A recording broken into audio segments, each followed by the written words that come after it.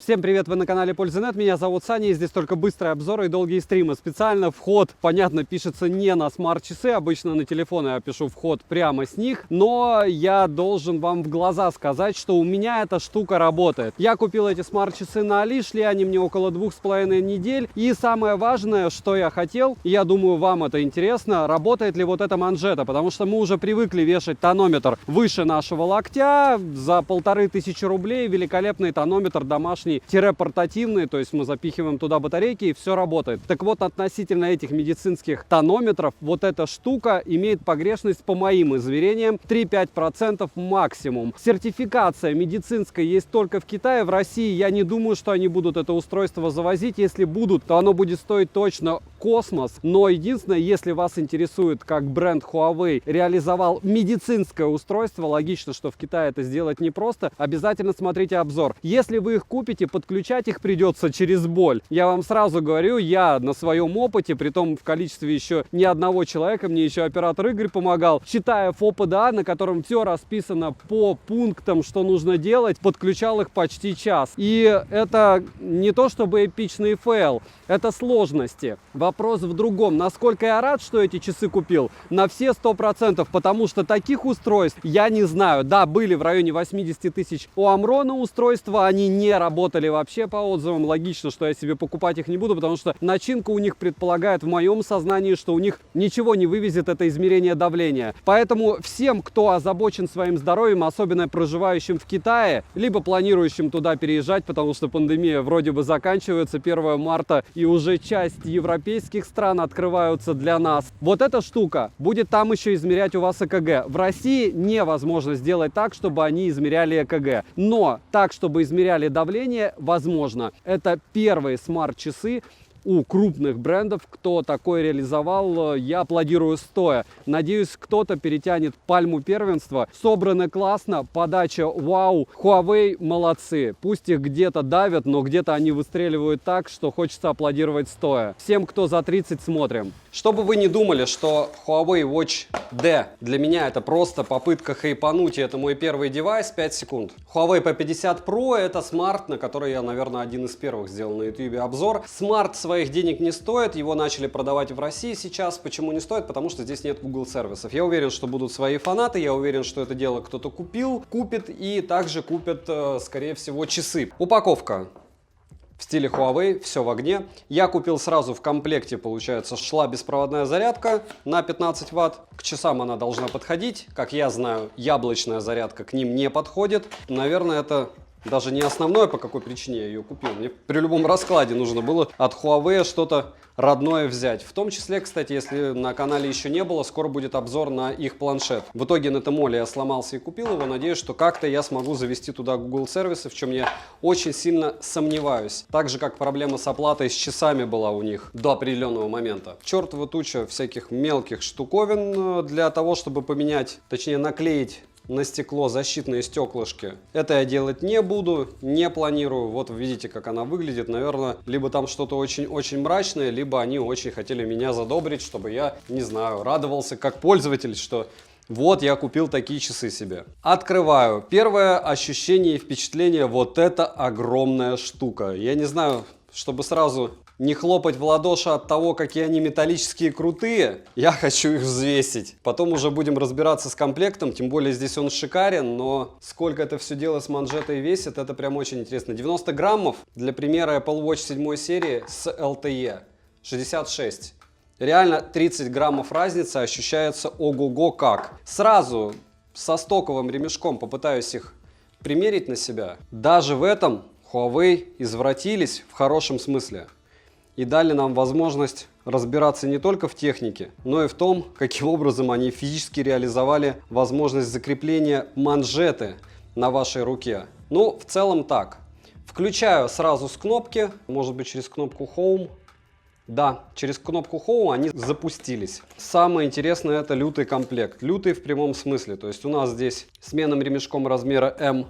То есть это побольше. Возможность английского языка установки есть сразу. Единственное, что мы можем увидеть, это то, что есть защита от влаги IP68. Во-первых, нужно скачать Huawei App Gallery. Притом это делается с китайского сайта.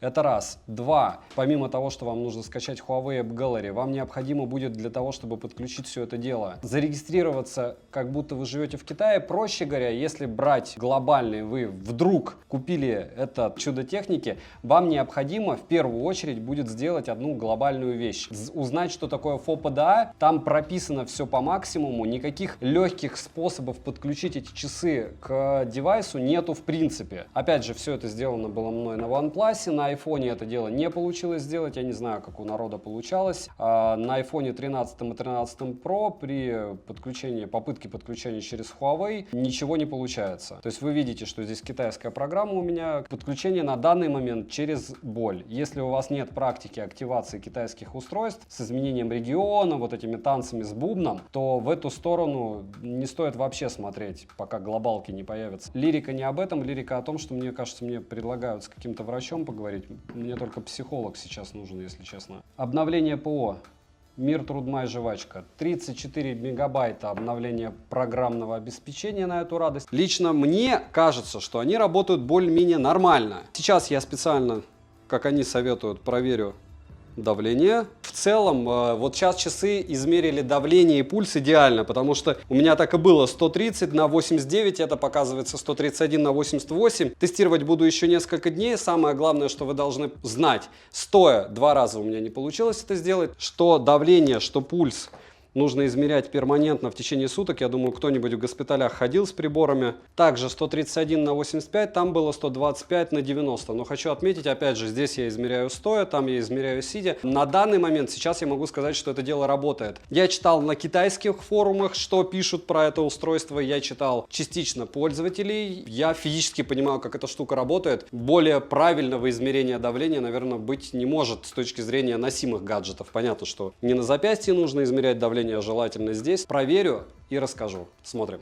7 обзоров в неделю выгружаю, ежемесячно разыгрываю 5 Mi Band 6 серии за лайк, подписку и комментарий к любому видео. Условия конкурсов, которых под конец месяца всегда много, как и мои контакты в описании. В прикрепе мой телеграм-канал с промокодами на Алишке. К слову, сегодня уже началась распродажа и промики уже работают, так что заходим и смотрим. Может, что приглянулось, получите свою скидку, потому что промокоды всегда работают на все. Все розыгрыши 30 числа каждого месяца на стриме. Перейдем же к умным часам Huawei Watch D. Полетели. В продаже есть 2 цвета на выбор. Я приобрел в черном цвете. Корпус часов выполнен из алюминиевого сплава, с тыльной стороны пластик плюс сапфир. Габариты составляют 50 на 38 на 16 мм. При их габаритах и размерах первое время, конечно, неудобно, но быстро привыкаешь, и спать не скажу, что комфортно, но они не мешались, в принципе, заснул. Естественно, постоянно в них спать не совсем удобно. Сами часы, как и ремешок, тактильно приятны. Марки только с тыльной и фронтальной части. Сборка очень качественная, как и материалы. На корпусе расположили с правого бока 2 функциональные кнопки. Это кнопка Home и кнопка Health. Верхняя кнопка отвечает за включение и выключение часов, переход в меню и возврат. Нижняя кнопка за переход к измерению давления. Далее датчики мониторинга вашего здоровья, а именно 6-осевой инерциальный датчик, датчик ускорения и датчик гироскопа. Оптический датчик частоты сердечных сокращений, датчик температуры, датчик ALS, датчик перепада давления, датчик холла, датчик сбора ЭКГ. Летим дальше. Оснащены часы дисплеем на 1,64 дюйма AMOLED с разрешением 280 на 456 точек. Плотность пикселей не космос 326 ppi, но для часов более чем нормальная. При ярком освещении яркости хватает. На борту также есть автояркость, которая работает плавно и довольно точно подстраивается под освещение. Картинка насыщенная и четкая. Максимальное время для входа в сон 20 секунд и максимальное время включенного экрана, так называемый Always On Display, 20 минут. К слову, для каждого стокового циферблата, а от здесь разный. Также есть возможность установить 6-значный пароль для разблокировки экрана. Плюс можно устанавливать свое фото на часы, свое или еще какое-то на ваш выбор. Скроллинг плавный, но иногда проскакивают фризы и пролистывание. Да и анимация простенькая. При поднятии запястья экран автоматически загорается стабильно, но не очень быстро, хотя с прошивками, я думаю, допилят. По свайпам с главного экрана. Сверху вниз панель быстрого управления, где находится заряд аккумулятора в процентах, Bluetooth подключение, дата, режим не беспокоить, отключение экрана на определенное время, поиск телефона и будильник с настройками. Свайп снизу вверх — это переход к уведомлениям, свайп слева направо — это погода, плеер, с его помощью можно регулировать громкость и переключать музыку, воспроизводимую на смартфоне, и голосовой помощник, который работает только на телефонах Huawei. Свайп справа налево — это виджеты, далее в основном меню это тренировки, которых на борту 70 режимов, но, к удивлению, я не обнаружил режимов с плаванием. Далее активность, измерение пульса, кислорода в крови, давление, температура тела, притом еще температура тела меряется, и помимо этого температура кожи. Мониторинг сна, мониторинг уровня стресса и ненужное нам ЭКГ, точнее нужное, но не нам, если мы будем проживать в Китае. Весь мониторинг происходит перманентно, только когда часы находятся на запястье. У воздуха они, разумеется, ничего не измеряют. Все показатели, измеренные часами, приближены к реальным показаниям. Сон считают хорошо, как ночной, так и дневной. Пробуждение и глубокий сон мониторят исправно. Давление последующие разы мерили так же, как и в первый раз, с маленькой погрешностью 3-5%. Далее есть дыхательные тренировки, секундомер и таймер с многозадачностью. И последний — это фонарик. В настройках самих часов, помимо настроек экрана, есть настройка виджетов. Вибрация с 3 режимами работы — это сильная, слабая и выключенная. Я использовал максимальную силу вибрации, разбудить с утра она меня смогла, но назвать ее топовой я однозначно не могу. Также в настройках можно переназначить нижнюю кнопку и обновить прошивку, если таковая имеется, но только при подключенном смартфоне. К слову, у меня часы обновлялись, и на это понадобился час. По внутрянке интерфейс Harmony OS 2.1, технология TrueSync 5.0+,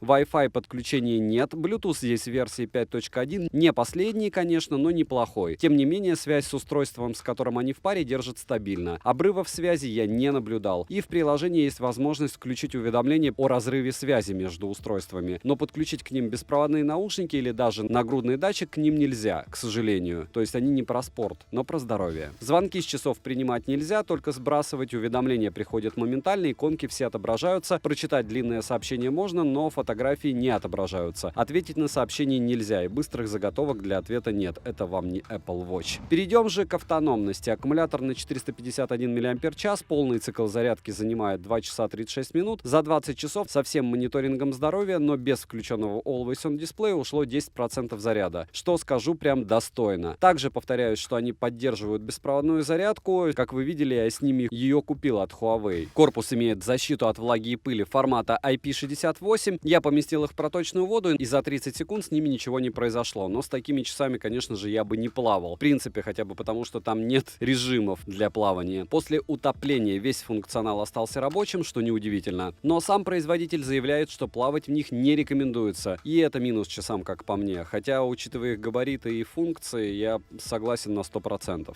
Летим дальше. Приложение Huawei Health доступно на Android и iOS-системах. Как я устанавливал и подключал часы, вы видели и услышали в начале ролика. А сейчас кратко пробежимся по функционалу данного приложения. Мы имеем 5 главных вкладок. Это здоровье, где можно посмотреть все результаты мониторинга вашего здоровья. Вторая вкладка — это упражнения. Третья вкладка — обзор. Четвертая вкладка — устройство. И пятая вкладка — личный кабинет. Во вкладке с настройками часов можно увидеть все тот же заряд аккумулятора в процентах, магазин с watchface'ами, но, к сожалению, обнаружил только платные. Но напоминаю, что свою фото можно ставить все равно на заставку. Далее есть подробные настройки часов, мониторинга здоровья, сброс настроек до заводских и обновление прошивки. Из минусов я выделяю маленький функционал, именно как смарт-часы. Да, большой минус этих часов именно то, что они ориентированы на китайский рынок, ЭКГ не измерить. Watchface здесь платные. Нет возможности отвечать на вызовы, нет микрофонов, нет динамиков, нет возможности отвечать на сообщения хотя бы заготовками, нельзя ничего в них закачивать и довольно простенький дисплей. Не топовый. Сколько они стоят, смотрите по ссылке в описании к видео. Я озвучивать ее не буду. Почему? Потому что вы и так подозреваете, что они стоят как средненький такой неплохой смартфон. Если промокоды посмотрите в моем телеграм-канале, также по ссылке в прикрепленном комментарии. Вдруг на момент вашего просмотра появятся скидки, я туда обязательно скину промики. Резюмирую, Huawei Watch D действительно интересные, но они, как по мне, больше либо как фитнес-браслет, либо как медицинский прибор, кому нужен вот реально постоянно измерять давление. У них невероятно топовые материалы, невероятно крутая сборка, и из-за того, как все сделано, они удобные при носке, что удивительно. Обо всем я уже, в принципе, рассказал, так как я понимаю, в Китае их смели, и там это считается медицинским прибором. Здесь у нас медицинским прибором это считать нельзя. Я могу от себя сказать, что я их продавать не буду, и я считаю, что это просто топовое устройство, я попробую его попользовать. Насколько меня хватит, я не знаю, потому что девайс довольно габаритный, но даже как аксессуар он выглядит как верх инженерной мысли из того, что я вообще встречал в часах, а я напоминаю, у меня были те же Amazfit Health, которые измеряли ЭКГ, и мне казалось это когда-то круто. Вот сейчас я в хорошем шоке, я надеюсь, что крупные производители начнут их копировать, и мы рано или поздно подобные устройства увидим на нашем рынке, и не только от Huawei. Это будет прямо нереально круто. Почему? Потому что они сделали первый шаг. Huawei молодцы. Поэтому от меня девайс сюда. Подписываемся на канал с колоколом, пишем в комментариях, что еще вы бы хотели увидеть на обзоре. Смотрите на лайв-канале прожарки на новые телефоны. Это Nord SE 2. Недавно был Realme 9 Pro Plus. И еще много всего будет. Все зависит от вас. Будете приходить, будем жарить. Добра и удачи вам, дорогие друзья.